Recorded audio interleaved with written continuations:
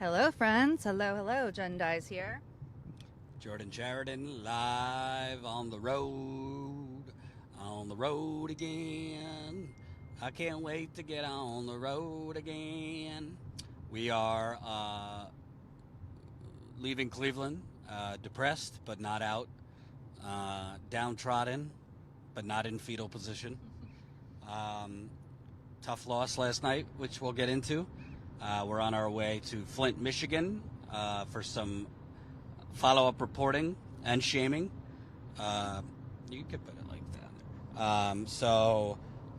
But we wanted to come live to our people to talk about the election loss last night, to tell you what actually happened. You got to love when people on Twitter tell you what happened when they weren't actually there, spoke with people, or even know the conditions on the ground.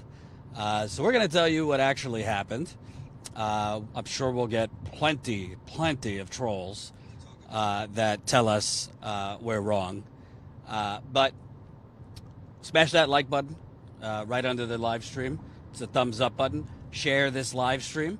So we're definitely going to want to hear from you. So get in there on the super chat. We are currently, I believe, 65 members away from 2,000. So hopefully we can get some more member signups. So, Jen, before I get into a long monologue, we've already seen, the Twitter sphere predictably saying Nina Turner really lost because she ran as a Democrat. This is counterfactual, of course, and not at all what happened. But your thoughts on, the reasons why she lost, which I'm sorry to tell people, there's more than one reason. Yeah, for sure. So I think there's a lot of misinformation out there, and we're going to point some of that out. I think we as journalists have a responsibility to do that because there are certain narratives being perpetuated that simply aren't true. For example, we've been bombarded with people saying this is why Nina should have run as an MPP candidate. This is, now Nina should run as an MPP candidate, or she should have run as third party. Well, we're going to tell you why that was not possible. She had to run as a Democrat. So it is, I have to say, frustrating because we've been on the ground. We've been interviewing residents of Nina's district. We've been studying very closely the demographics of the district, the history of the district, everything to do with this specific district. You mean living in a bubble? We've been living in a bubble, as somebody on Twitter said. Yeah, which is it, and that's part of what's so frustrating is because, like, we're spending time on the ground, like doing on the ground reporting to, as we do, expose the truth, and as we've been very upfront about, we personally hoped that Nina would win. And it's frustrating to see these false narratives being spread around, and then when we try to correct them, people like yell at us and say we're in a bubble, and it's just like, no, like, these are literally facts.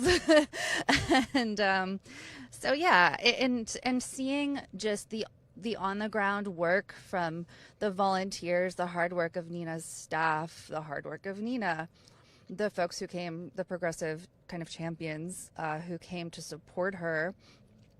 And to come from that kind of energy on the ground, which was such a relief from the terminally online discourse, or the discourse of those who are terminally online, was so refreshing. And then to kind of go back being disappointed in the outcome personally, having it be kind of such a shocker, like a letdown. Like, we're people too, in addition to being journalists. So then just seeing lies being spread, which further harm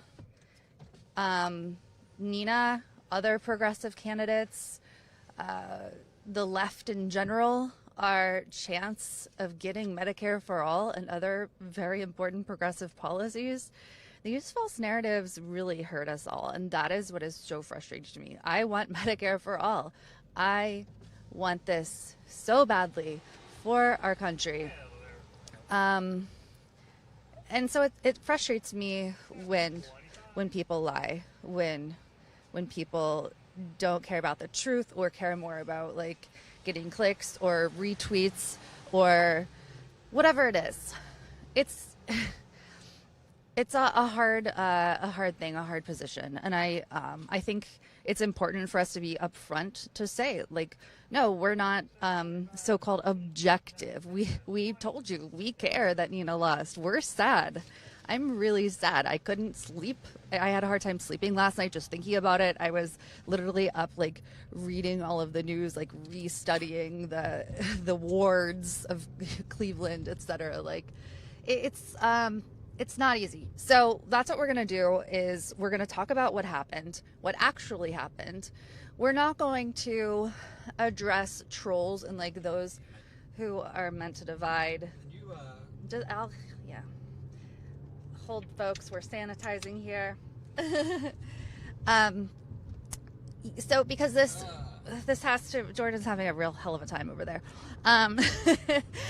We have to remain focused. And people I already see are saying, wait, what do you mean that she had to run as a Democrat? We're definitely going to get into all of that. So smash the like button, share this stream, and we will get into all of it. Okay. Oh, sorry. So first of all, this isn't us saying she had to run as a Democrat, as in it was the only strategy.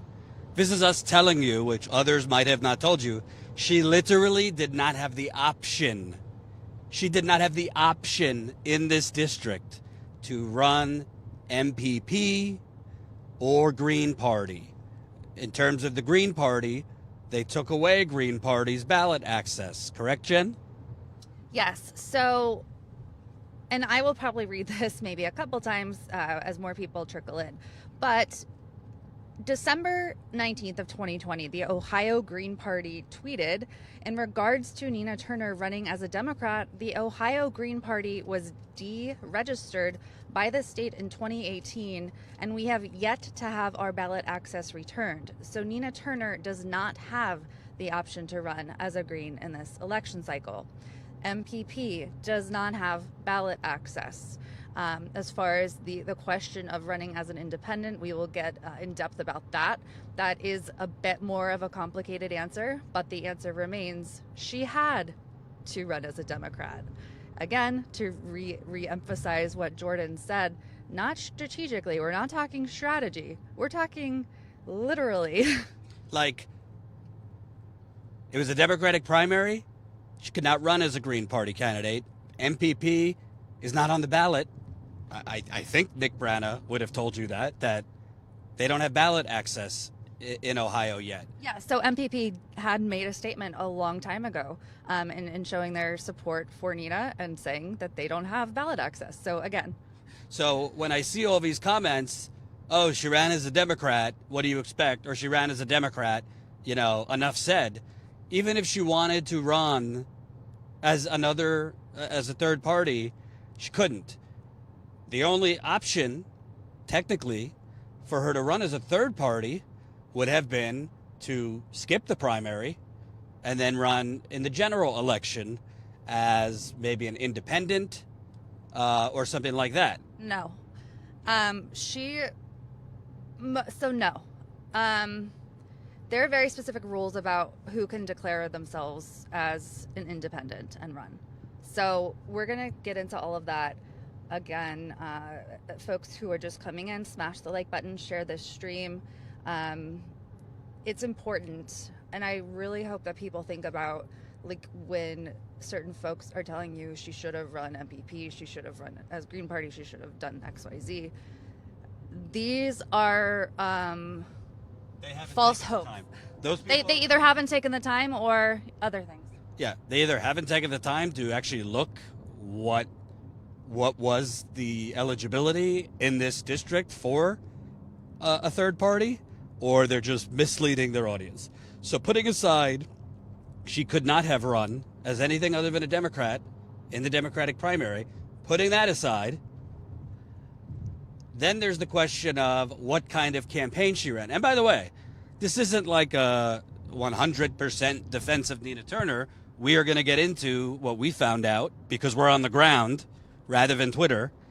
We found out that there were holes in the campaign, that there was problems in the campaign.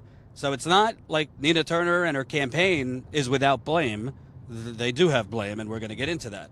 But, you know, people were on Twitter, a lot of them were saying, well, she lost because she changed her tone and she did not go scorched earth against the Democratic Party and Biden.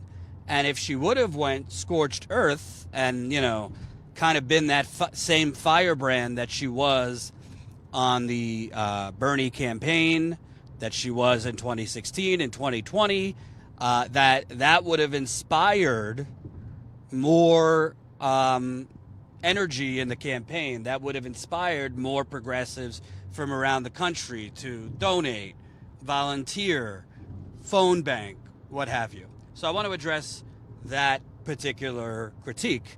And I'm not attacking anyone who's saying that. I just want to tell you why, based on being there on the ground, which I think is valuable. This is not me condescending to you, but you know, you kind of get a better idea for the conditions on the ground, who the voters are, you know, if you're there. So at the end of the day, I think a lot of progressives are conflating a national campaign or a national message with a local campaign. All politics is local. I'm sure you've heard that before. So this area, Cleveland and Akron, that is the district she lost, okay? It's a majority black community. This was a special election in the dead of summer in August.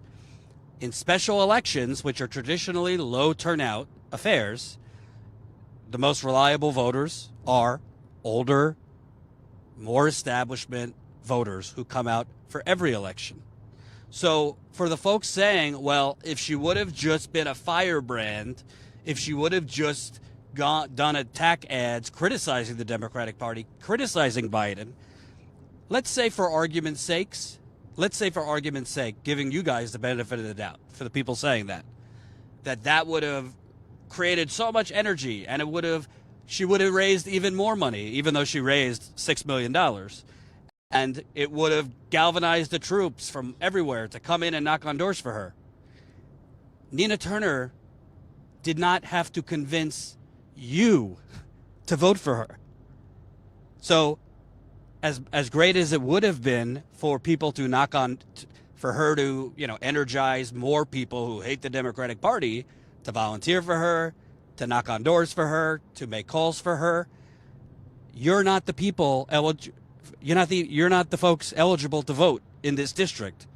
So it really doesn't matter as much if she would have galvanized and energized progressives nationally to support her, if at the end of the day you're turning off the people that will be opening the door when you knock.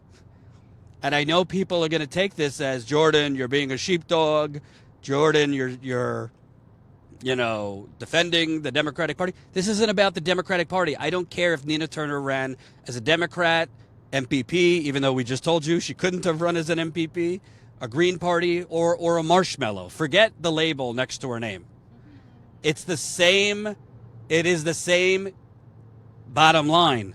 You have to convince the voters that live there. And the voters that live there do not hate the Democratic Party. The voters that live there are traditional Democratic Party loyalists. They are loyal to the Democratic Party. They don't watch Jimmy Dore. They don't watch me. They don't watch Bernie rallies. They are majority black, impoverished, and we could get into the reasons, but they tend to vote for Democrats. Now, Marcia Fudge, who was the congresswoman here for many, many years, and keep smashing that like button, by the way. We got 250 people watching. Got to get those numbers up. Marcia Fudge, who was the congresswoman here for many, many years, the seat was open in the first place because Biden made her Secretary of Housing and Urban Development. She was a card-carrying corporate establishment Democrat. She won in November re-election by 60 points. So this notion that Nina, and by the way, Biden won this district by over 30 points. He beat Trump. So this notion that if Nina would have just burned down the house during the campaign, if Nina would have just spoke the same way that she spoke on the presidential campaign trail in a establishment blue Democratic district, that it would have galvanized enough of the progressive troops nationally that come in here, knock on doors, phone bank, get out non-voters who don't traditionally vote. So it wouldn't have mattered if she would have pissed off the more normie, loyal Democrats, because we would have brought in all these new Democrats. We just tried that. We just tried that nationally with Bernie Sanders. Bernie Sanders did bring in new voters. The problem is, and I said this, Jen, if you remember, I said at the beginning of Bernie's 2020 campaign, I said, Bernie will win or lose based on he needs to pluck at least 7 to 10% of Hillary Clinton's voters over to him. He could get new voters, but if he does not get at least 7 to 10% of these quote unquote normie Democrats over to him, he's not going to win. And this is something that, YouTube hosts want to pretend isn't the case, that tweeters want to pretend isn't the case. Win elections by just bringing out new voters. Sure, they're the biggest demographic in America is non-voters, but there's a reason there's non-voters. So if you think, for example, in the 6 to 7 month time period that Nina's campaign ran, if you think there is a better chance of essentially changing the of galvanizing, she lost by 4,000 votes. So if you think there's a better chance of getting 4 to 10,000 people in this area that don't traditionally vote to decide to vote, in some cases for the first time, in some cases for the first time in years, rather than trying to get new voters, but trying to attract these normie establishment Democratic voters, then you're just wrong. Because if it was so easy and possible to get this surge of new voters, in this case, you would have needed thousands of new voters. Trust me, it would have been done by now. Bernie's campaign, you know why Bernie actually lost beyond James Clyburn? Because when Obama basically stacked the deck and got all these people to drop out, Joe Biden, he got hundreds of thousands of dollars of free advertising within the 3 days between South Carolina and Super Tuesday. If you looked at the exit polls on Super Tuesday, where Biden basically clinched the nomination, he beat Bernie in states that Bernie was expected to win, half of the voters had decided in those final days.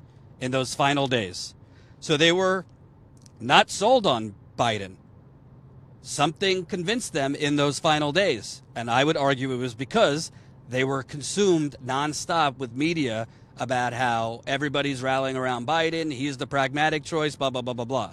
So I'm not demonizing anyone. I'm telling you, if Nina Turner, we've already established that she could have only ran as a Democrat. Well, I want to go over the independent thing. Okay. We already established in the primary she could have only have ran as a Democrat. If she would have ran a scorched earth campaign, bashing Biden, bashing the Democrats, she would have lost by 20 to 30 points rather than 6 points. Even if that meant she would have galvanized and energized more progressives to come here to knock on doors, more people to volunteer, more money. It doesn't matter if you're turning off the actual voters that live here. They don't hate the Democratic Party.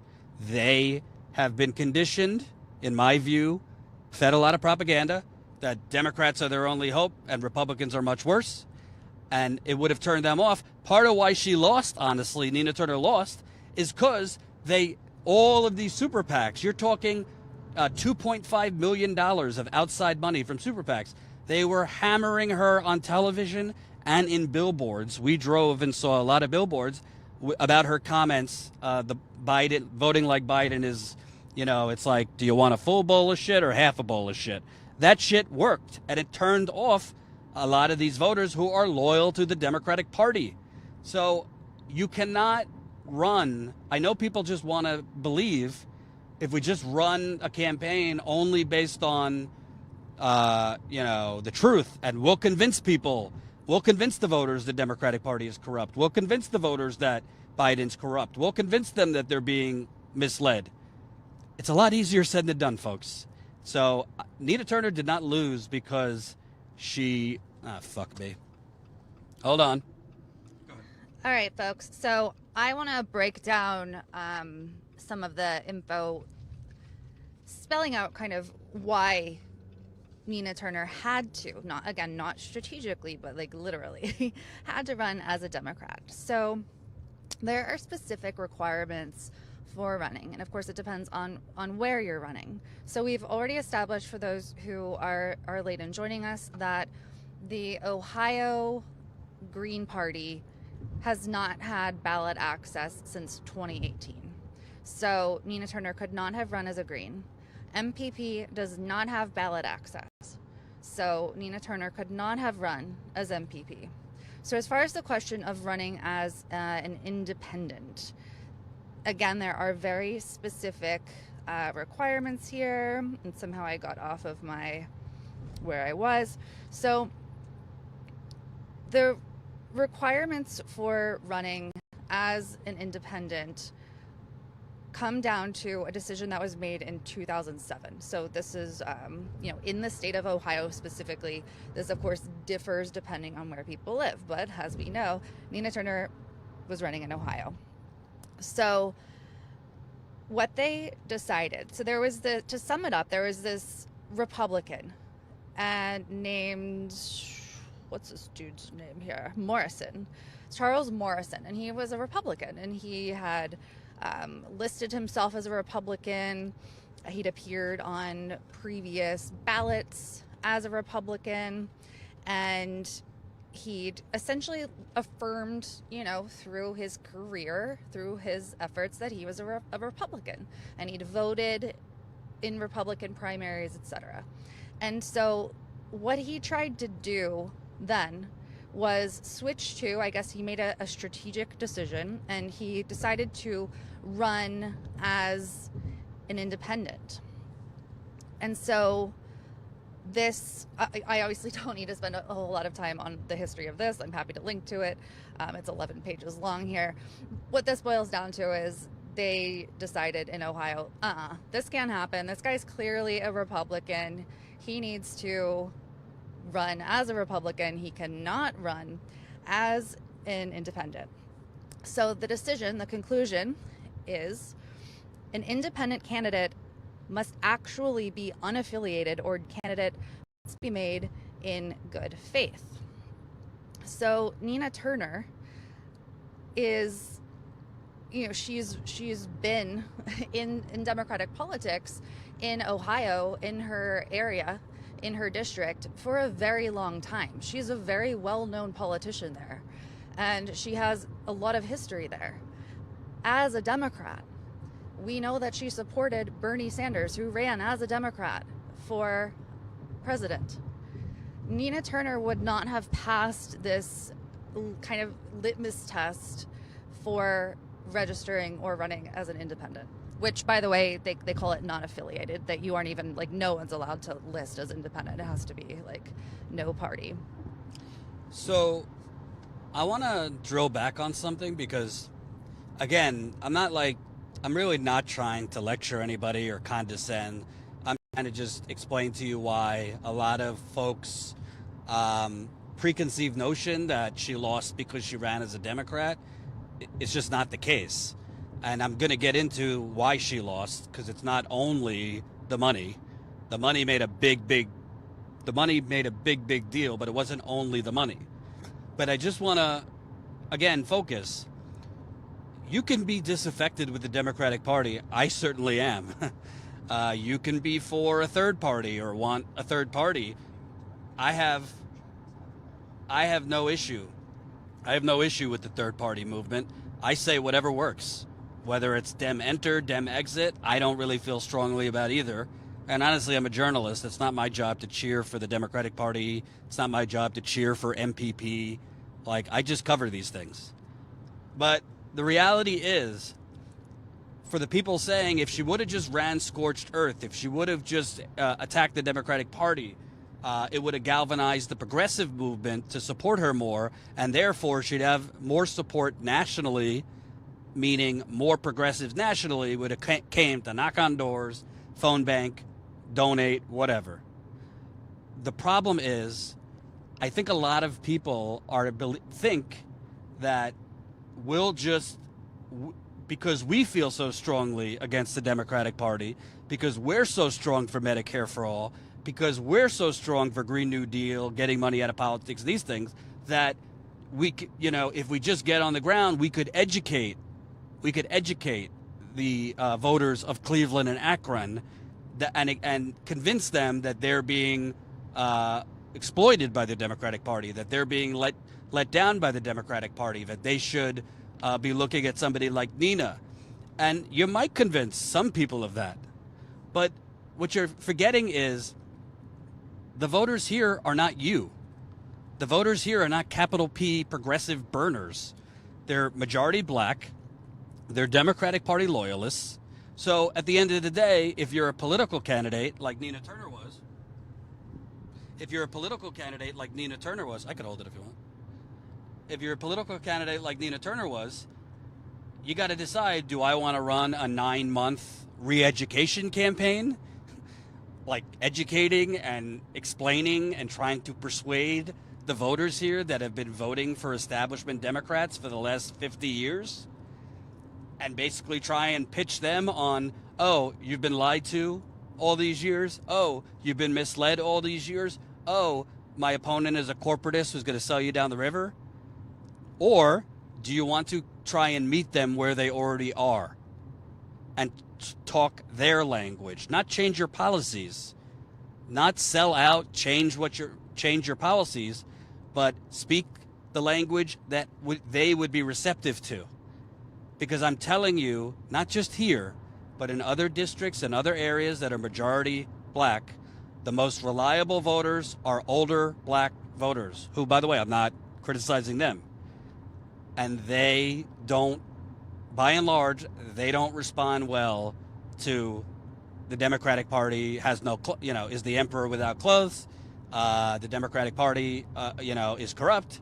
And let's burn it down. They just don't respond to that. So I think a lot of people in their mind want people like Nina Turner to run a national progressive campaign in a local district that will not respond to that message. And I'm telling you, because we were on the ground, a big part of why a lot of the voters shifted to Shontel Brown was these ads focused on Nina Turner calling Biden a bowl of shit. I agreed with what Nina Turner said. Frankly, she made the comments before she was running for Congress, so maybe she didn't have in mind that she was going to be running.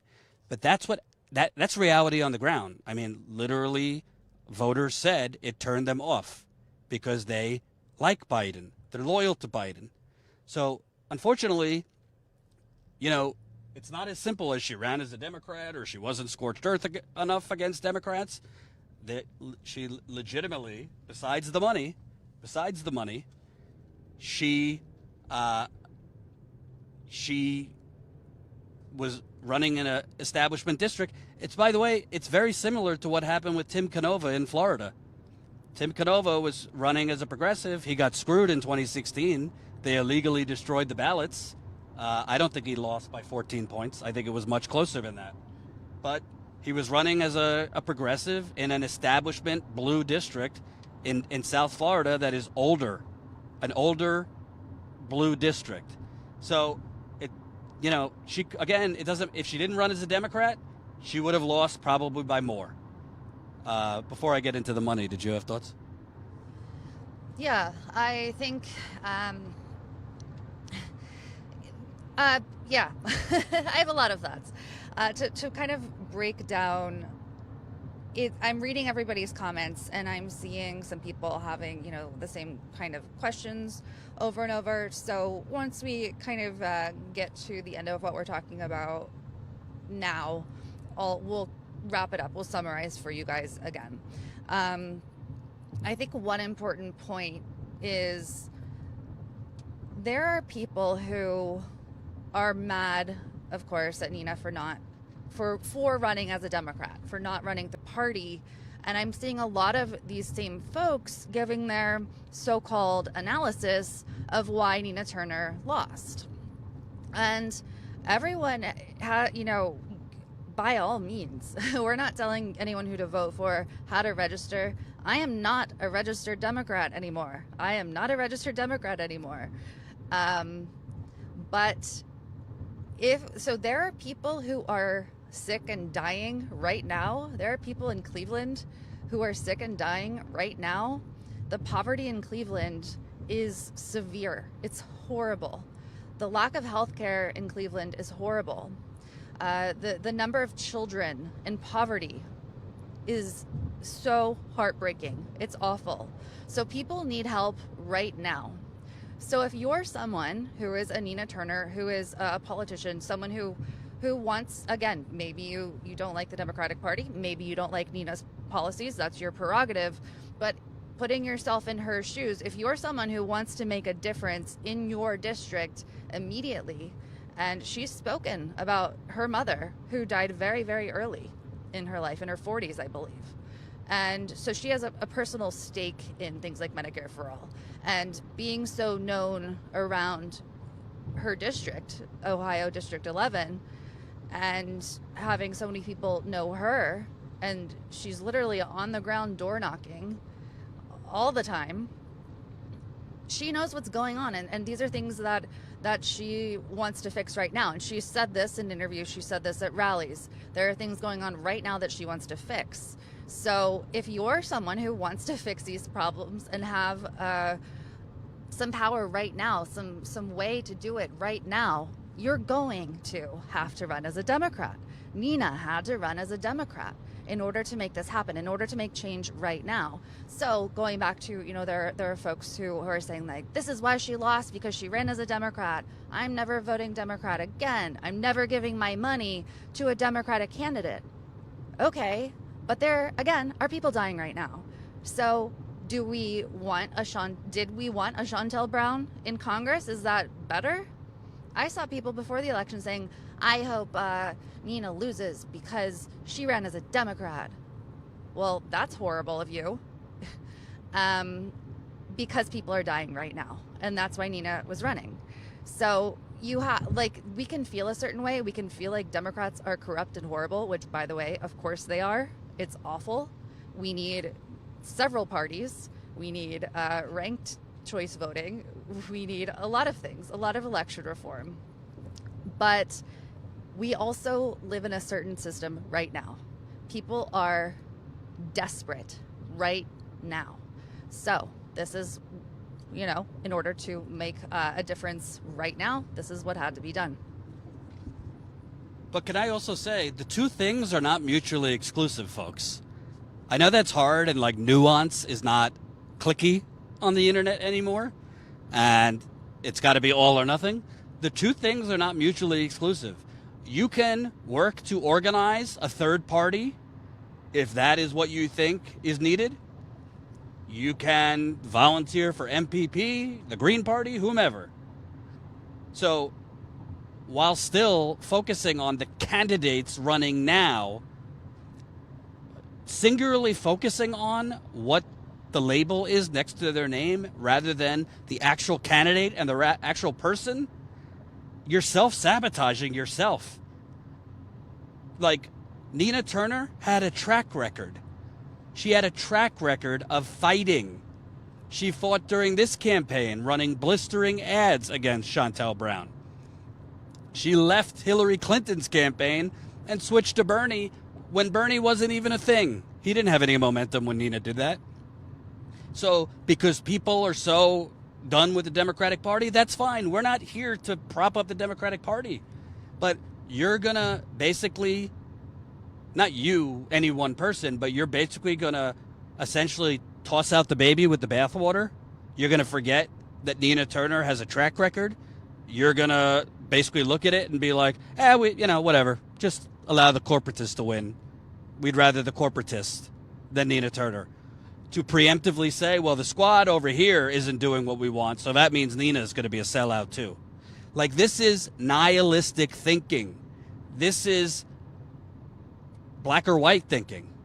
Nina Turner had a track record. That doesn't mean she's a god. It doesn't mean that if she got elected, she would 100% of the time do what you want. It doesn't mean that if she got elected, you might never have to pressure her or get on her.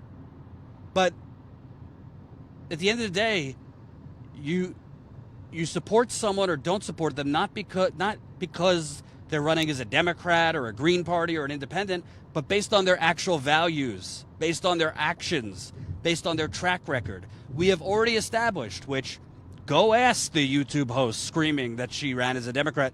Ask them to explain to you what they're talking about. We have already told you.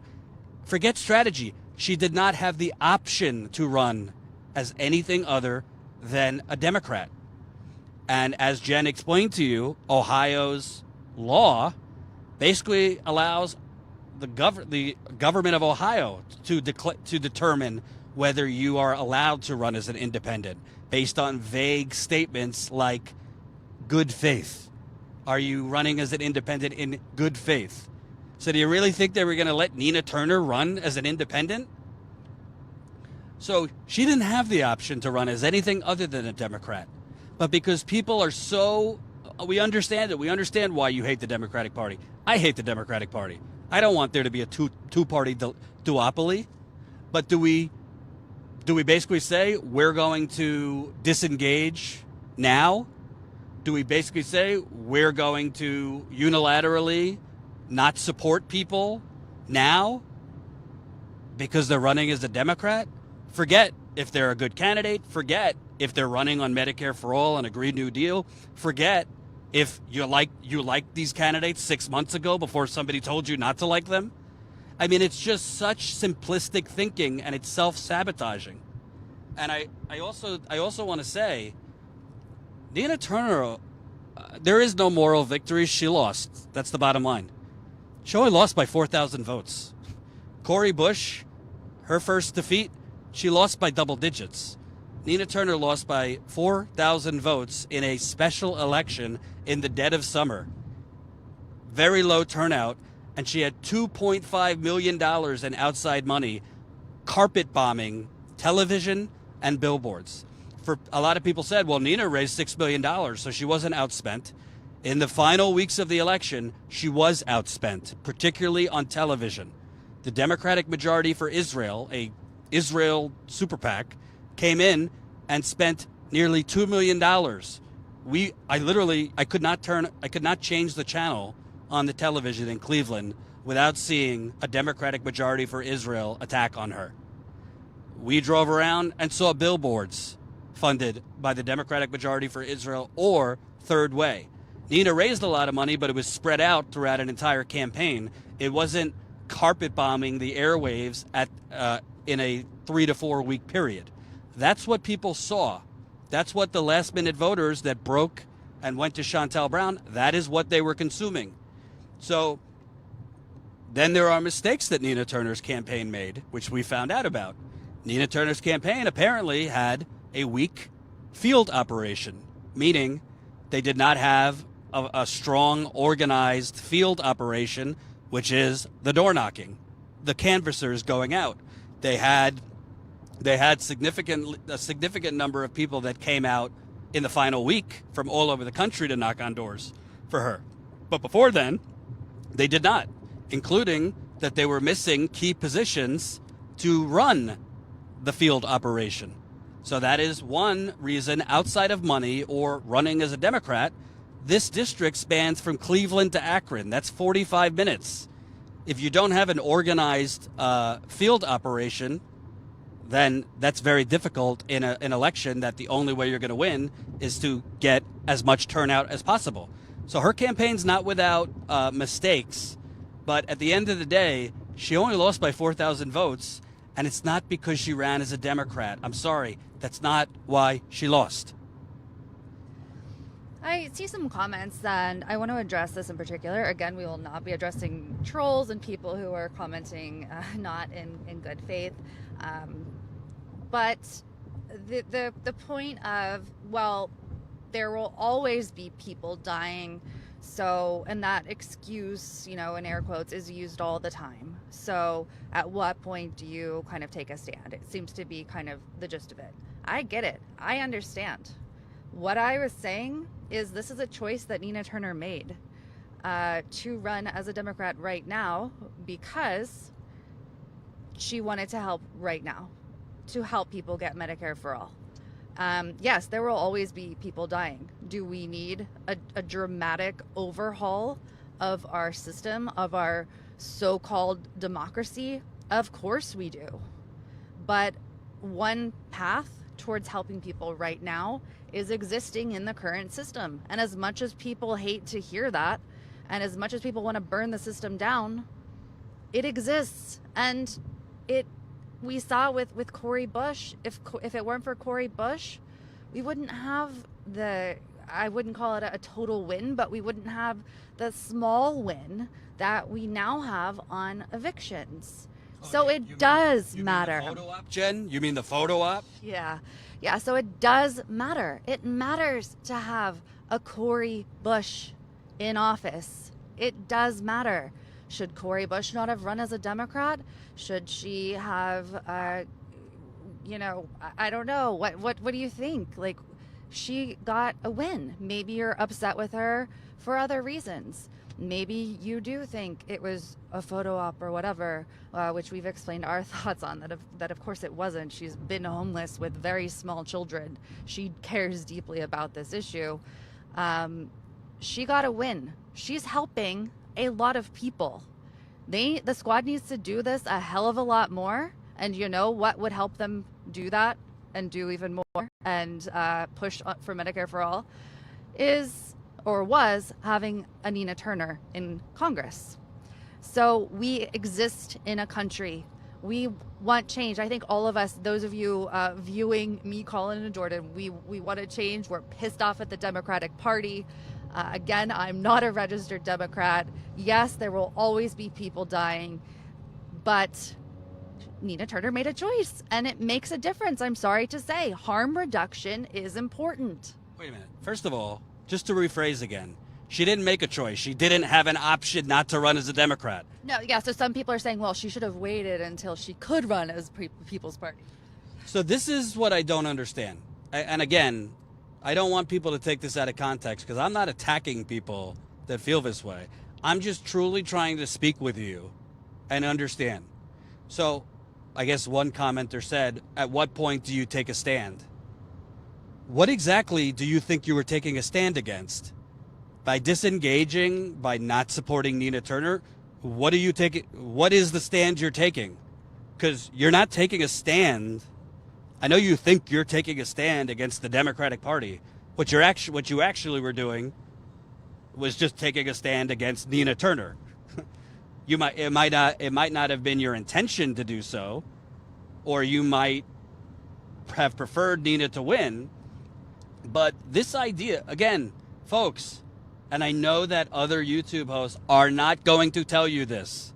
I know that other YouTube hosts, it's black or white. There is no such thing as nuance in this life. And if you tell anyone there's gray area, if you tell anyone there's nuance, you're a sellout. I don't really care. Two things can be true at the same time. You can want and work to create a third party. There's nothing wrong with that. We just covered a rally outside AOC's office that MPP organized. bottom line, I don't really care. You know, you could be mad. MPP's not ready to do anything. They're not. I mean, I spoke with them. They don't have ballot access around the country. That doesn't mean don't work and organize to help them get ballot access, to help them find credible candidates to run. But this notion that it's all or nothing, so because, I mean, somebody said, well, then she should have waited and not run as a Democrat and waited till she was eligible to run as MPP. What? So you want somebody who is a fighter, who is running on Medicare for all. Everybody's focused on the label. Have you forgotten the actual policies are what matters?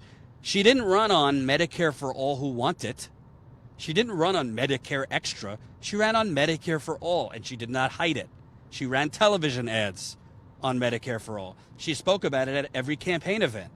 So you'd rather her just either not run or wait 5 years. Theoretically, maybe MPP will be on the ballot then.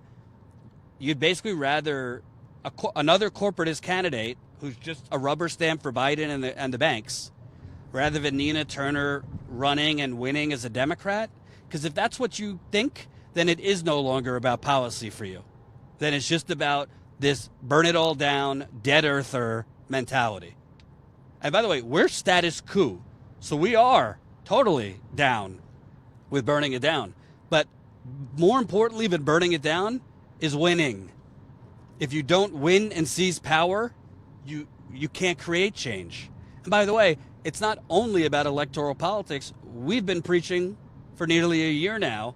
Electoral politics is one aspect. We need to organize on the outside, in my view, economic boycotts. To me, that's more important right now than electoral politics. But that doesn't mean shut electoral politics out. That doesn't mean if there's a good candidate in your area running and they believe in the policies you believe in, that I'm not going to vote for them because they're running as a Democrat. So basically, you're saying because these four politicians or these six progressives over here have let you down, have disappointed you. So we're going to take that frustration, we're going to take feeling let down and angry at those politicians, and we're going to project that onto Nina Turner and declare, well, these ones are sellouts, so she's going to be a sellout too. Do you not understand why this thinking is self-sabotaging? Do you not understand why that kind of thinking is why? I mean, the corporate establishment loves this because we're doing their job for them. Like, this is divide and conquer, folks. It's the story of the left for the last 100 years.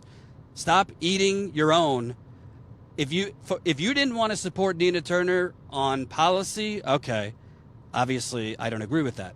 But to say, well, I'm not going to support anyone that runs as a Democrat, okay, then enjoy waiting in the wilderness for the next 10 years or 20 years as the rich get richer, the planet burns on fire even more black men are executed, more people are poisoned by their water, more people die without health care.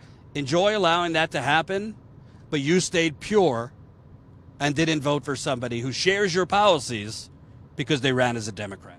And I'm seeing, I guess some folks are coming in after we went over this and saying, well, she could have run as a Green Party candidate. Again, Green Party does not have ballot access in Ohio. MPP does not have ballot access in Ohio. And Nina Turner would not have been allowed to run as an independent. Her only option was to run as a Democrat or not run at all. And so she ran. Can I also just make a point for those people coming in? Don't you find it troubling to the people asking that question that the very people, YouTube hosts, people on Twitter that have been feeding you this, don't you find it trouble that they didn't do the basic research that Jen did in 10 minutes to tell you that she didn't have the option? We could get into if she did have the option, whether she should have ran as a Green Party or whatever. That's a different topic. But don't you find it troubling that the very hosts and Twitter people you're following that keep feeding you this, no, canceled if she runs as a Democrat, that they didn't even do the basic research, that she did not have the option to run Green Party, that she did not have the option to run MPP, that she would not have been able to run as an independent? Stop following people blindly who either are intentionally lying to you or don't do the basic research to tell you she could not have run as anything other than a Democrat. That's not our opinion. It's fact. Look it up. And honestly, I got to say, I would wake up tomorrow ecstatic if we had 10 vibrant political parties in this country. I would wake up ecstatic if we did not have a two-party duopoly. But the reality is, if your house is on fire, okay, you need a fire hose. You need water. If your house was on fire and whatever, your children were in it or your dog was in it or whatever, and the fire hose came, would you turn the fire hose away because it's too old? It's an old, raggedy fire hose? Would you turn the fire hose away because, I don't know, it was created by Nestle? I mean, here's a good example. If I was dying in the desert of thirst, would I turn the water bottle away because it's from Nestle who's stealing the world's water? If your house is on fire, you want to put the house out. You want to put the fire out. So Nina Turner was running because she is seeing in the community that she was born and raised in that the house is on fire. Maybe she was running also for later ambitions to run for president. But this notion that we've already established she didn't have the option to run as anything else. But this notion that, oh, well, whatever, I don't care what her policies are, I don't care what her track record is, if she's voting as a Democrat, canceled. That mentality is so self-sabotaging. We're not encouraging you that you should have supported her because she's running as a Democrat. We were saying you should have supported her because of who she is. No, you don't have a crystal ball. Nobody has a crystal ball that Nina Turner would have got elected and then got in there and sold out or folded like a cheap tent. Just because AOC did a magazine cover with Nancy Pelosi and called her Mama Bear, and the squad has basically been going along to get along, you can't preemptively declare any other candidate, well, they're going to be the same. That's a cynical, nihilistic attitude that doesn't get us anywhere. And by the way, I don't think Nina Turner would have won if all of the people we're addressing right now had supported her. Because at the end of the day, it's not about how many progressives nationally supported her. It's not about how many progressives nationally came to Cleveland and knocked on doors for her. It's about you have to convince the voters in this specific district. And in this specific district, they are loyal Democratic Party voters. They are turned off by messages to burn the Democratic Party down. So you can't project your purity or your feelings on the Democratic Party. You can't just will the voters in this district to agree with you. You have to meet them where they are. And the bottom line is, Nina Turner lost for multiple reasons. The number one reason was she was up by 35 points running on Medicare for All, and then a fucking tsunami of smears and negative ads came in painting her as Lucifer. I mean, you couldn't change the channel here, Jen. You could not change the channel without seeing a blistering negative ad against Nina Turner. Nina Turner was outspent nearly $3 million to $1 million in the final stretch of this campaign. So she did raise a lot of money, but in the final critical stretch, the super PAC spent nearly $3 million on television against her. That's the major reason she lost. It's not because she ran as a Democrat, this, that, or the other thing. And I just want to say, folks, if your choice is to wait for 5 to 10 years for a third party, and in the meantime, I'm not going to vote, or I'm not going to vote for a candidate, even if they're good, because they're running as a D, then I really think you should leave and breathe some fresh air. Because guess what? You voted for Bernie, and he ran as a D. Guess what? Cori Bush ran as a Democrat in St. Louis, which is the only way she would have won. And contrary to fucking frauds online that are saying all she did was a photo op, Cori Bush just prevented millions of people from being tossed in the streets. Let me repeat that. Cori Bush just prevented millions of people from being tossed in the streets. If she did not camp out at the Capitol for 5 nights, which drew other people to camp out, which drew media attention, she wasn't doing it quietly, by the way. She did it, and she was calling out Joe Biden. She was calling out the Democratic Party. She started getting interviews by every media outlet, national and local. And it shamed Biden and the Democrats into extending the moratorium. So anybody telling you, oh, it was a photo op, oh, she should have done it earlier, these are people that are lying to you. These are people that are not intellectually honest, because they are on one end telling you these people won't fight for you. And then when the people fight for you, they're telling you it's not genuine or it's a photo op. These people are full of shit. Yeah, and, you know, I'll get in trouble for saying this, but, you know, they're even after this big win where Cori literally like slept upright. She hardly slept, but when she slept upright on these steps for 4 days. This went on, you know, for 5, and literally right as they, you know, the folks gathered, there have been a lot of people who've gathered around, you know, everyday folks as well as AOC, etc. As soon as they got this win, this announcement of this win on evictions, people immediately started yelling. By people, I mean, you know, some usual suspects immediately started yelling at the top of their lungs, like while they're trying to talk about what just happened, what's coming next, and people just start yelling about stuff again. So it's very frustrating because it's self-sabotaging, and in certain cases it's not self-sabotaging, it is purposeful division of leftists. And it is very upsetting because this prevents us from getting the policies passed that we want and need to get passed. Oh, no. And people are doing this under the guise of being the most left, being the most leftist, bestest leftists in the whole world, and it's only us. And if we don't scream at AOC right as an eviction win is being announced, then we're, you know, everyone else sucks, and it's just us who are great. No. Jen, Chantel Brown will we are definitely going to get Medicare for all much quicker with corporatist hack Chantel Brown. 100%. Right. Totally. I saw some comments from folks saying you sound like Kyle. Maybe that's because, and I'm sure we also sound like Mike Figueredo from the Humanist Report.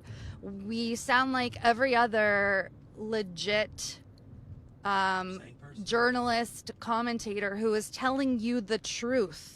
That's what we sound like. That's perhaps why we sound like Kyle, is because he's telling you what is actually happening and not feeding into what other folks are feeding into. No, there are YouTube hosts and tweeters willfully and intentionally taking advantage of people's frustration, anger, and basically creating nihilism. So when you say you sound like Kyle, well, let me ask you folks who are saying that, what is your strategy? What is your strategy? Because apparently you think we're better off with Chantel Brown in office than Nina Turner.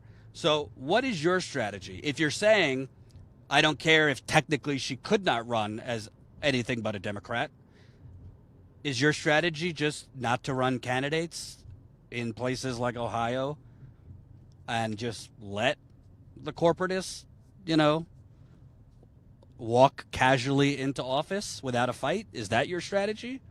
Like, what is your strategy? Because you're telling us what you're against, but what is your strategy to get Medicare for all, Green New Deal, save the planet? Like, what's your strategy? Because it sounds to me, all I'm hearing is burn it all down. I don't care if it's Jesus running. If Jesus ran as a Democrat, I'm not down. So your strategy is just to sit there and wait for things to get worse? I mean, I just don't get, like, force the vote. It was a strategy that I agreed with. but it is not the holy grail of politics. Like, people are still talking about forced to vote 8 months later. Like, there are other elements of politics. Electoral politics is not the only thing. It does matter. And if you truly believe that we're better off without Nina Turner in Congress because she would have been a Democrat, then I just don't know what to tell you guys. And that doesn't mean that we're not against, like, a vibrant third party. I'm not against MPP. I'm not against the Green Party. I'm not against these things. It's also not my job to prop them up or cheerlead. I'm not a commentator, so I'm not, like, going to be on the board of MPP. But what I am against is people being misled. What I am against is people being radicalized, not for the good, but radicalized in a way that is defeating ourselves. And I don't think Nina Turner lost. Overall, I don't think she lost because of folks who want to burn it all down and that didn't support her. She lost because it was a special election in the dead of summer. It was extremely low turnout, and she had millions of dollars of smears against her. It also didn't help that her campaign, from what we learned, was disorganized and did not have key positions, including a field director, for months. A field director is the director of field operations, field meaning knocking on doors. So they had a lot of people come out in the final stretch in the last week or two from all around the country knocking on doors. But before that, it was disorganized. So Nina Turner and her campaign are not without any fault. But this, oh, you sound like Kyle, or, oh, my favorite is you sound like Jank. Yeah, I sound like Jank. Silence is Violence asks, what's a dead earther? So I think Jordan is mixing together dead ender and flat earther, but I like it. Let's keep it. Yeah, people are talking about, I saw a comment about we're speaking from a place of privilege. I completely acknowledge my privilege, but to be frank, you don't know my story, dude. So don't make assumptions on things. There's a reason that I'm very passionate about things like eviction and houselessness and Medicare for all. So I completely acknowledge my white privilege. I completely acknowledge that I have health care. I understand those things. But that is not the place that I'm speaking from. I'm speaking from the place where there are reasons why I so passionately support these things, so you can GTFO. Yeah, right now I'm about to make my 18th trip in 5 years to Flint, Michigan. It's definitely privilege leading me to Flint, Michigan. Listen, I have health care through my wife, frankly, and her job. If not, I wouldn't have health insurance, if not for my wife. It's not why I married her, by the way. Love you. But this idea that we're privileged because we're telling you the truth, honestly, to me, if you are actively choosing not to support a candidate that is in support of Medicare for all, is in support of a Green New Deal, because she's running as a Democrat, you should check your privilege then. Because for me, why I'm telling you this is because on the road, constantly, we meet homeless people, people being evicted, people without health care, people who have literally been poisoned by their own water. That is my privilege. That is what I am exposed to. That is what I am fighting for. I'm fighting for those people. I'm fighting to give them a voice. So if you think that us telling you the honest truth and facts is privilege, I don't know what to tell you. Yeah, like, we're literally using the privilege that we very much acknowledge to go to Flint to interview sick people that we've at this point known for many years because we've been here so many times. And I don't, I think that's a very distracting and not fitting point at all. And notice, by the way, this is what is really telling to me, okay? Because I've said this many times, and I've asked this many times to the very people that have this opinion. Burn it all down. I don't care who the candidate is. I'm not voting for them if there's a D. Not one person, literally not one person, has ever answered me what is your strategy? Do you notice that, Jen? They never have an answer what their strategy is. It's always stop punching down, you're privileged, or you're just trying to do access journalism. Not one person that I have asked, what's your alternative? What's your strategy? Not one, including the most active tweeters out there, has ever answered. It's all a reflexive, you're punching down or you're a sellout, because they don't have a strategy other than to be against. Right. So we have some great super chats coming in. Keep the super chats coming. We want to talk to you all, and they really help us. We are absolutely going to talk about Flint. Thank you, Progressive Geek, $10 in the super chat, saying, so disappointing. I was hoping she would win. Yeah, it's a major, major punch in the gut. Yeah, I don't know. I'm disappointed. I'm very sad. I should also say, again, there is no moral victory. She lost. But it really says something.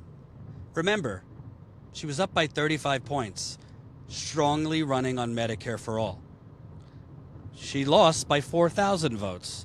4,000 votes, it's not small. That's a good amount of votes. It's also not a landslide. Cori Bush lost her first time much worse. I think she lost by double digits. So, if Nina Turner decides to run again, this seat will be up in less than a year, because it's a special election, so Shontel Brown will still have to defend it next year in the midterms. If she runs again, it's not out of the realm that she could beat Shontel Brown, because she didn't lose.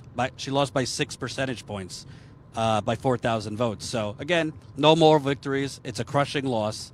But I agreed with what Nina Turner said last night. Now is not the time to roll up in fetal position.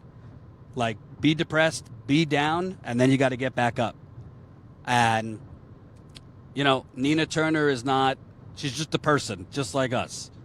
So she's not, if she was elected, it would not instantly get us Medicare for all or to uncorrupt America. But we can't stop fighting just because of one loss or one victory. Absolutely. Bruce W. says, dude, she didn't show up for the Medicare for all marches. So I, along with tattooing to my forehead that Nina Turner could not have run as a Green Party candidate, could not have run as an independent, could not have run as an MPP candidate, I will also tattoo to my forehead that at the same time as the March for Medicare for All, first of all, there was no march organized in her district. The closest one was Columbus. This was 2 weekends before her, not 2 weeks, but 2 weekends before her election day. And on that day, she spoke with AOC to thousands of her actual would-be constituents about Medicare for All. The March for Medicare for All, which had numerous problems, which we've gone over. I attended and covered the DC March. I think it was a very nice event. I had a great time. I met great people, very passionate speeches. Again, Medicare for All is my number one issue. But there were many problems with the March for Medicare for All. There's still drama surrounding the March for Medicare for All. And it really boils down to the March for Medicare for All is not support for Medicare for All. They're not the same thing. So if people have been lying to you, I've seen hosts do this. I've seen people on Twitter doing this, saying that Nina Turner does not have Medicare for All on her platform. And by the way, part of who spun that narrative is her opponent who won, Shontel Brown. Nina Turner, of course, supports Medicare for All. It's part of her platform. She ran ads, paid ads, featuring Medicare for All. Every rally, every speech, she spoke about Medicare for All. And again, I reiterate, while at the same time, concurrently, while the March for Medicare for All was happening in, I believe, 56 cities, which is fantastic. Well done to the folks who made that happen. She was speaking about Medicare for All in her district. It's the same thing. It's the same exact thing. She's running as a Democrat, canceled. She didn't go to the march, canceled. Well, first of all, I don't know if you guys realize this. So Columbus is 2 hours from Cleveland. The voters of Columbus could not vote in this election because the election was in Cleveland. So for her to drive 2 hours to Columbus and then 2 hours back and then to be at the rally for an hour or 2 hours, she would have been giving up a full day of campaigning 2 weeks before her election. So, I mean, it doesn't sound to me that people don't genuinely seem to care about winning anymore. It just seems to be about purity. Sure, could she have taped a message for them to play? She could have, absolutely. I think part of why she didn't is she was already under attack on television by all these super PACs, and frankly, the fact is, this March, whether unintentionally or intentionally, I think it was unintentional, had invited some speakers to speak, one of which what was he, a neo-Nazi or something like that? So yeah. I don't blame Nina Turner for not putting her name to it, because she would have been attacked even more than the already onslaught of negative ads against her. So again, people just look at things from a very basic level and don't seem to care about the effects of, would going to a march and giving up a full day of campaigning been the smart thing to do when she's trying to win an election? Yeah, sure. And again, we can disagree and have differences of opinion, and that's okay. But it is driving us crazy, just the amount of misinformation out there, disinformation, and the purposeful framing of things in a way that's not truthful. And for these folks, it's not about policy. It's about clicks. It's about drama.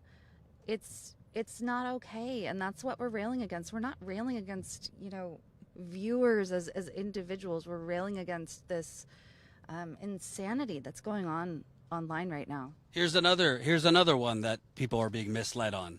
We covered a march at AOC's office, I think a week ago, in the Bronx. The movement for a People's Party, Susan Sarandon spoke. A lot of powerful speakers spoke. We covered it. I thought it was a great event. I don't know if the organizers just got it wrong, whether they knew this was the case and misled people. I really don't know. But they were saying, oh, AOC found out about this protest outside her office, so she closed down the office.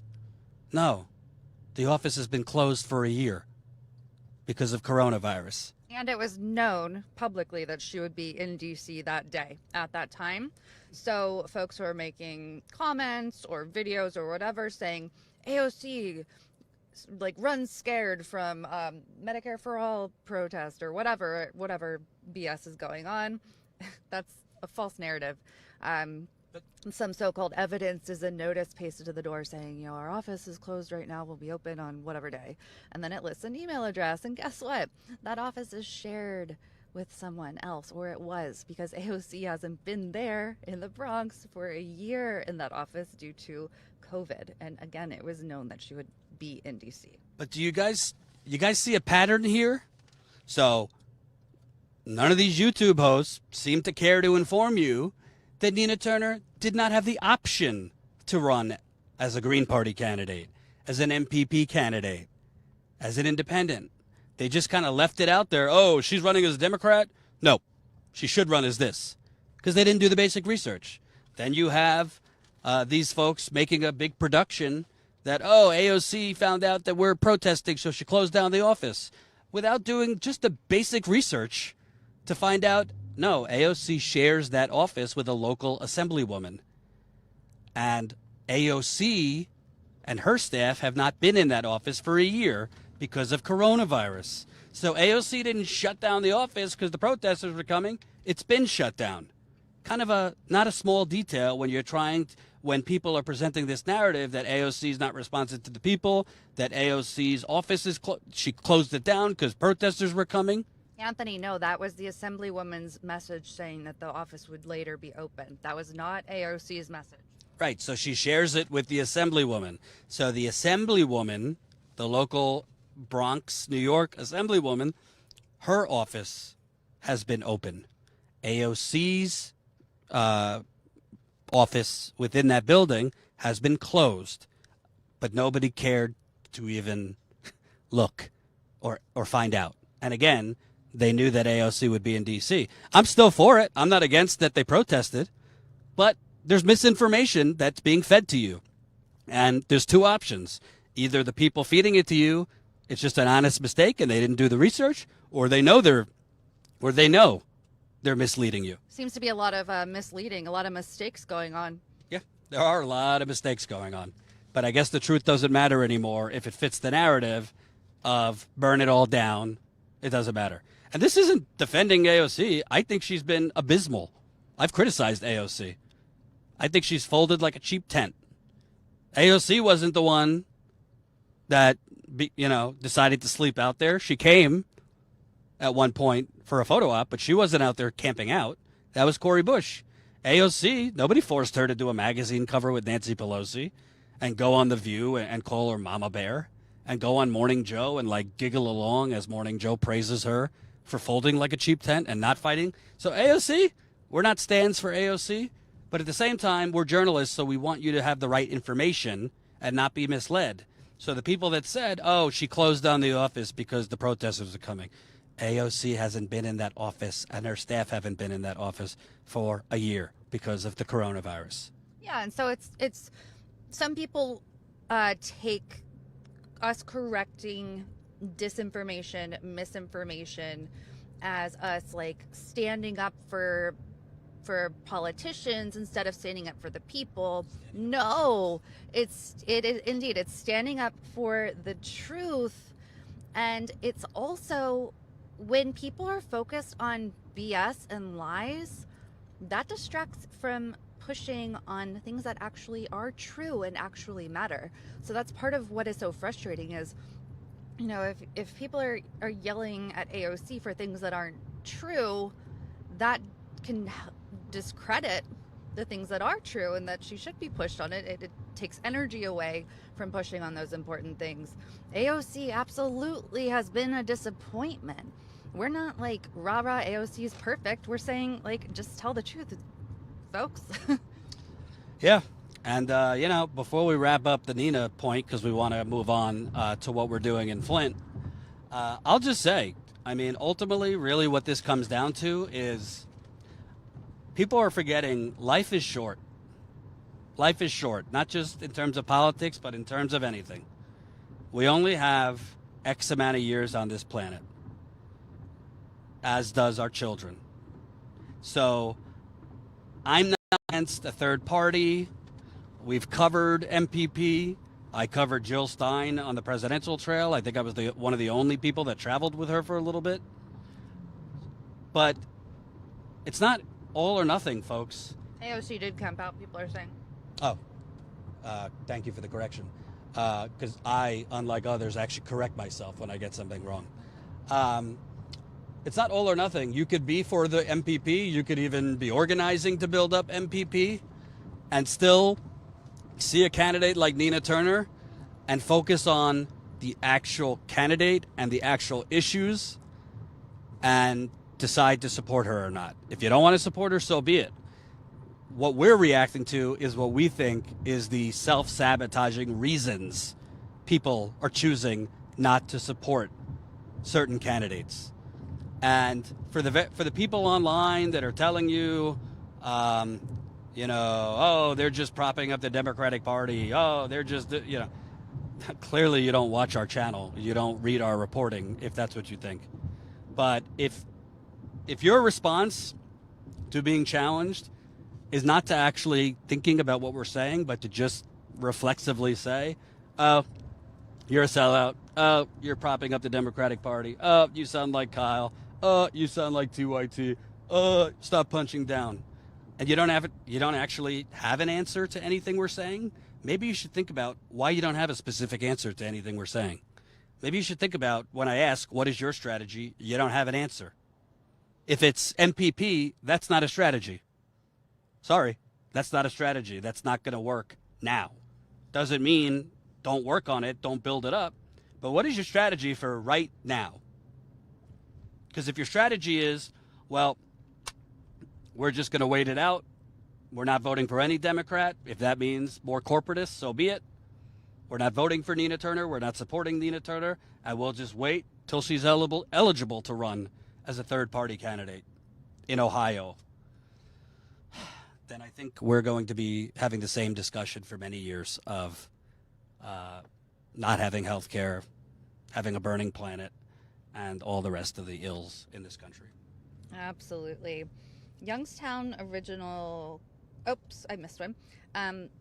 Hold on, my friends.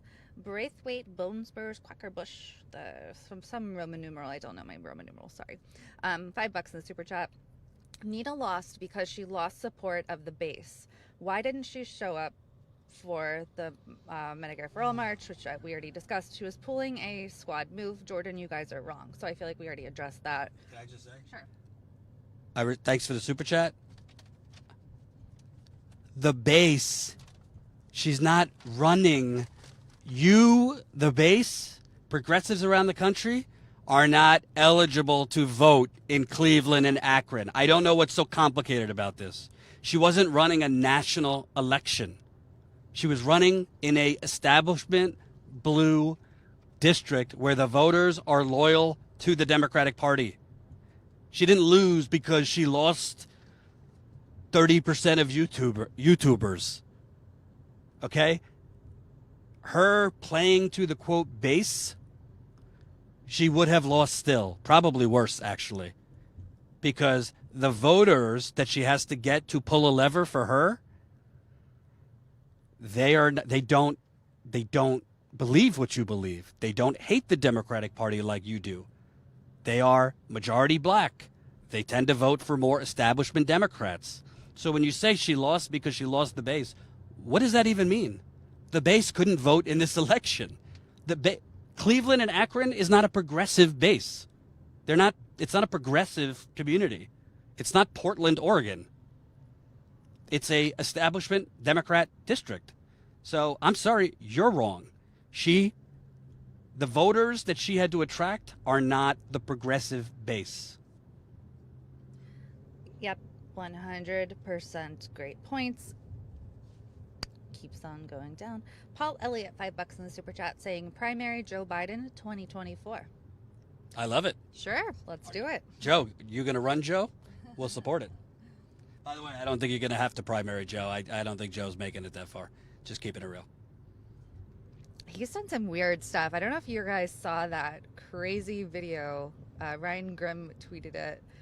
It was like Biden sneakily handing what seemed like a used mask to another politician's son, and the kid's very confused and is like, I guess I'll put this in my pocket. He doesn't say that, but it's like a very awkward, very funny video. I highly recommend you find it. It's hilarious.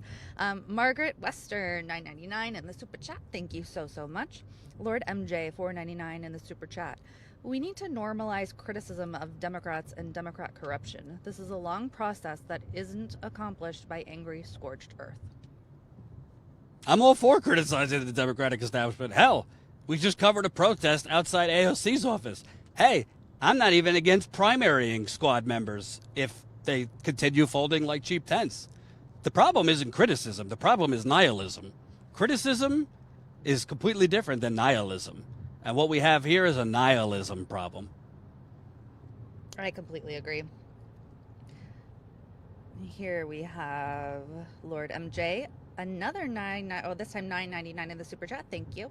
Is it worth pointing out, though, that it looks like the voters that pushed Chantel over the top were white voters who were afraid that Nina would use the tactics we are pressing the squad to use. So we haven't had time to do this morning what I wanted to do, which was break down per ward the voting, how they voted, turnout, and then like comparing that with the demo data. So I hope that we'll be able to do that more thoroughly and speak more about like which areas specifically, very, very drilled down, pushed Chantal over the top, and the demos there. And by the way, because it is true, even without the data, we did, Brianna Joy Gray pointed this out, that there was pretty strong turnout among white suburban voters. Well, guess what? Those white suburban voters are even more loyal to the Democratic Party than the older black voters, or equally as loyal. So this notion, if Nina Turner just ran scorched earth and burned down the Democratic Party, she would have lost by 30 points, not 6. Because these white suburban voters, you know what the ads they were seeing were? They were seeing the ads about Nina Turner calling Biden a bowl of shit. They were seeing the ads, the misleading ads, about Nina Turner not being a loyal Democrat, blah, blah, blah, blah, blah. So, again, it's just counterfactual. What people are saying, that if she would have just excited the national progressive movement, if she would have just been scorched earth, she would have gotten a lot more money nationally, more people would have came out and knocked on doors for her. It completely ignores the actual makeup of the voters in that district. It just assumes the more bodies on the ground, we'd be able to convince those voters to think like us. Even though those voters don't think like you, even though those voters are conditioned to support the Democratic Party, are conditioned to support President Biden. It doesn't mean you can't attract some new voters or non-voters, but you have to actually attract voters that don't agree with you. And Bernie, unfortunately, did not do this either election. So, yeah. Okay, so for some reason my super chat list has decided to not open, so I'll have to refresh that for Fly. And I then, I of course believe that she has the entire country's best interests in mind, and would have if she had gotten to the House. But in order to get there, she has to pay attention to what the folks in Ohio's 11th district wanted, and what they want is Biden support, which is a message so Chantal Brown didn't really have any message except for yay Biden, fun, and Nina bad. They view as antagonizing the Democratic Party, with voters responding to taking a principled stand. So, for example, like Nina Turner, if she got elected, she could have withheld her vote for certain things important to that district. And if she would have messaged it properly, the district probably would have rallied around her. Apologies for the buffering, guys. When we're driving around, it sometimes has a hard time grabbing the signal, so bear with us if it does buffer. I think we should move on real quick. Well, hold on. Let's get through the rest here of our super duper chats, because we've had some amazing ones. Welcome, new Status Coup YouTube member Marlene. Welcome. We appreciate you. Let's see. David, $2 in the super chat, saying, "What do economic boycotts look like? Examples." I mean, I've been talking about this for a while. I don't think we're going to get a general strike tomorrow. I think you need to start smaller than a general strike. I think there needs to be hubs created in local communities and target one corporation, target one company that's really screwing or exploiting workers in your community. Maybe they're damaging your community environmentally, whatever the case may be. Organize coordinated economic boycotts against that one company in your community, not for a day, indefinitely, and start having success locally, which can then build the momentum for an organized national boycott. I agree with that. And next we have Presence with $5 in the super chat, saying, "Aha, that's exactly what I suspected. Faulty campaign. Turner knows better too. We got to get way better." Yeah, I think in general, and we've talked about our thoughts on the campaign. There were definitely things that could have been done better. Starting field operation earlier, expanding that, telling the truth, pointing things out about Chantal Brown way before they did, was was, I think, a mistake, and that's something that we've talked about. In general, they had a good thing going. She did go where Bernie did not go and would not go. So I think that there are definitely good things and bad things for sure. Jordan's finally getting a drink here of some water. Progressive Martian, $10 in the super chat, saying, I love and support you guys, but voting for a Dem, no matter how awesome they are, is feeding the system that is screwing us. Nothing will ever change if we keep voting for Dems. Sorry, guys. So, Progressive Martian, then, okay. You enjoy feeding the system the other way, then. You enjoy feeding the system by allowing corporatists like Chantel Brown to get elected. That's a lot better. That's a lot better to overtake the corrupt system, to just allow people like Chantel Brown to get elected without a fight. I like that. I like that plan better. Yeah, it's a complicated issue because I understand where people are coming from on this, and I understood Dem exit in 2016. I did Dem exit.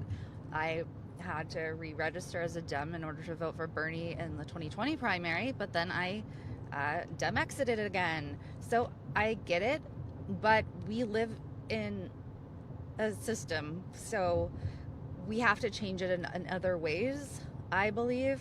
Obviously, there's no easy answer to this.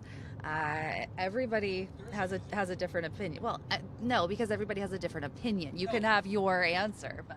No, the point is, and I've said this over and over, two things can be true at the same time. You can build a third party while also supporting specific candidates in specific areas that champion the policies you champion and have a keyword track record of fighting. So right. So that's what I'm saying. When I say there's no easy answer, I mean there's no answer that everybody agrees with. So let's phrase it that way. And can I just ask you, Progressive Martian, let's just break it down to a much simpler question, okay? Because you seem to think the broader point is we can't support this system, the two-party duopoly. Do you think we're better off today with Chantel Brown in Congress over Nina Turner? That's not a lesser of two evils question. I mean, Nina Turner is 1,000 times better than Chantel Brown. So if you think that in taking a stand against the system, disregarding how good the candidate is going to get you the change you want quicker, I'm sorry, that's wrong. That's not correct. Yeah. We have some more super chats. You guys are amazing. We really, really appreciate you. Youngstown Original Clothing, $4.99 in the Super Duper chat. What do you guys think of third parties combined with direct action? Thoughts on People's Party? So, I don't know if you mean... Well, okay, so I'll take your question as you presented it. So third parties combined with direct action. Sure. I absolutely, I think we need several parties. I think we need a great progressive party. Like, it's not like a shining example, but we need like a Labor Party. But better. let's put it that way. Want something that's well organized, something that is able to get ballot access, and I really hope that comes about at some point. Direct action, absolutely. We need direct action, and I think that can happen at any time. There are paths outside of electoral politics to find change, but in the meantime, as Jordan said, are we better off? Are the people, the very poor people, the largest poor city in the country, are they better off with Chantel Brown? No, of course they're not. So we can be, ranting online about it or whatever, or have our own opinions, but in the meantime, more people will suffer because Chantel Brown is in office and not Nina Turner. That's just true. And by the way, it's not just the people of Cleveland that are worse off. You are worse off too. You are worse off without Nina Turner in Congress. Not because she's a god, not because she wouldn't disappoint you at times, but because Nina Turner is much, much closer to what you believe in than Chantel Brown. Nina Turner is much, much more likelier to take a stand and fight for you than Chantel Brown. we really got to move on based on the time here. Sure. Thoughts on the People's Party. I'll say that someone that when I was on the writing team at Justice Democrats and Burn New Congress years ago, when it was first started, back when they were combined, I worked with with Zaina, who is now the executive director of the People's Party. So I am hopeful on that front. I think that's good. What do I think about it overall? I think that there are some issues that have to be worked out. Not anything I'm ready to report right now, but definitely some issues. And I think that people do have to understand that they're not ready to be running candidates as, at one point, I haven't looked recently, but they were talking about running a presidential candidate in the next cycle, and it's a lot of work to be done before that could possibly happen. So I hope that I'll be keeping an eye, and I'm all for a great strong third party. And again, I think the new executive director can do a good job, so we'll see. And by the way, separate from all this, I've been saying for a year, nothing structurally or significantly is going to change without direct action, specifically economic protests. So we could talk till we're blue in the face about Nina Turner, electoral politics. It's one part of it, but nothing structural or significant will change without direct action and economic protests.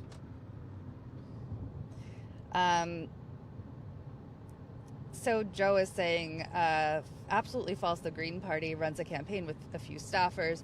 The People's Party is more organized, but this response is weak AF. No, it's just not a weak response. This is just the truth. I'm sorry if it's been presented to you in a different way, but what I'm saying is the truth. Joe, go look at the Green Party's own tweet. They do not have ballot access. No, People's Party.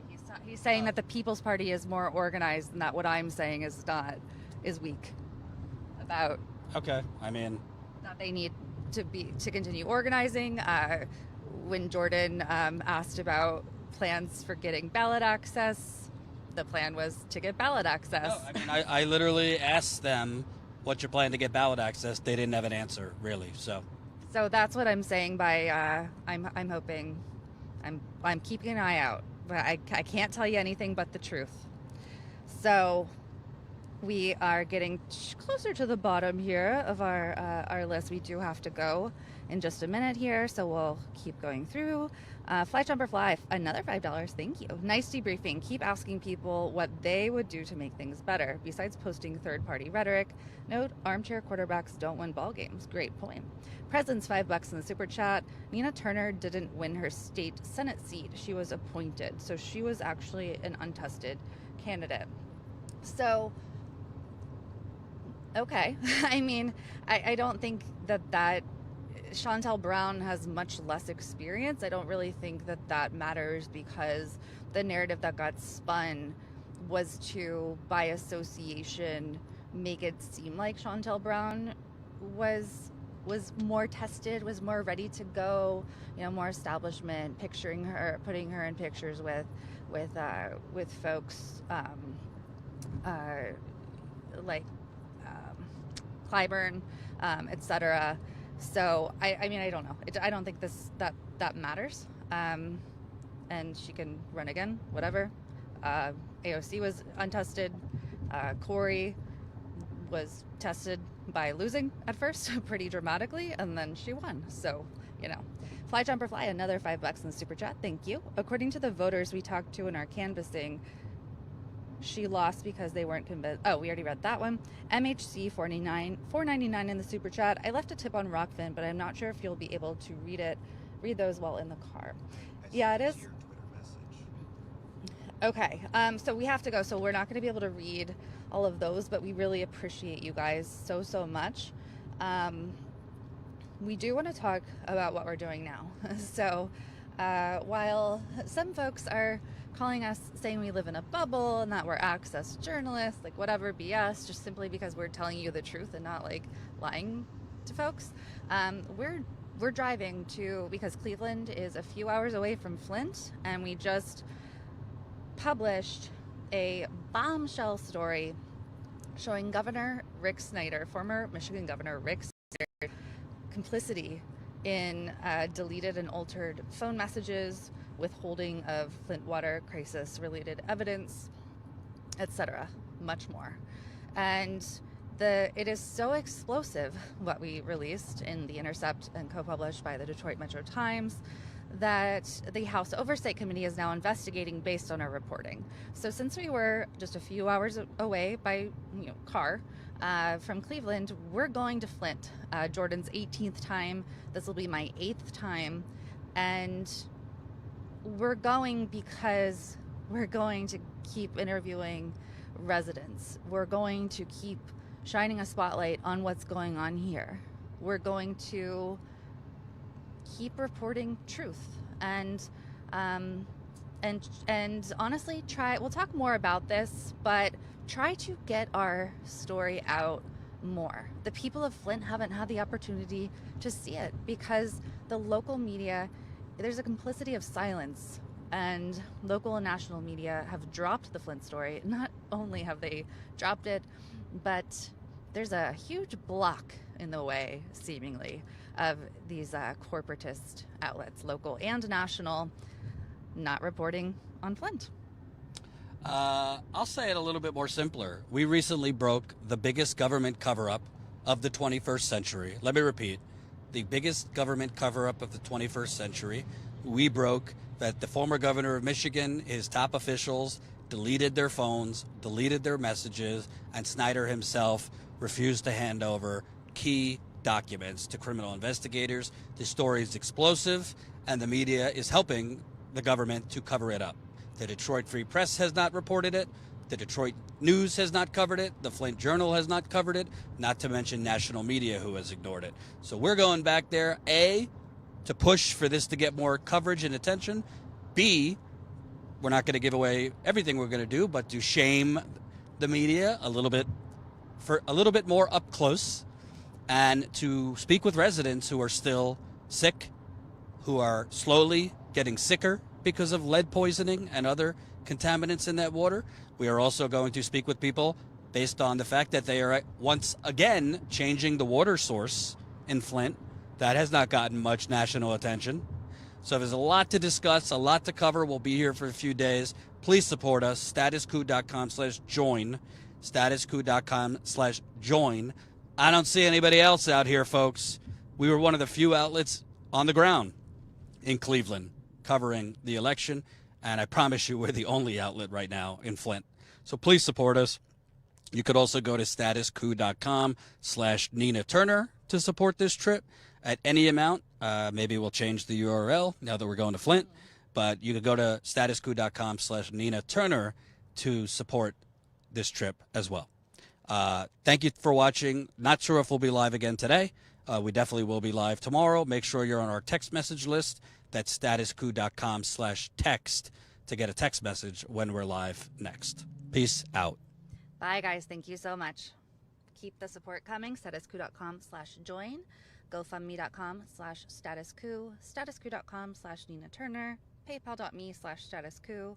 Any amount that you, if it's financially feasible for you, can help us with would help to defray the cost of this in-field reporting, which we would very much appreciate. And we love and appreciate all of you, from sharing our stuff to liking our stuff, and for the discourse.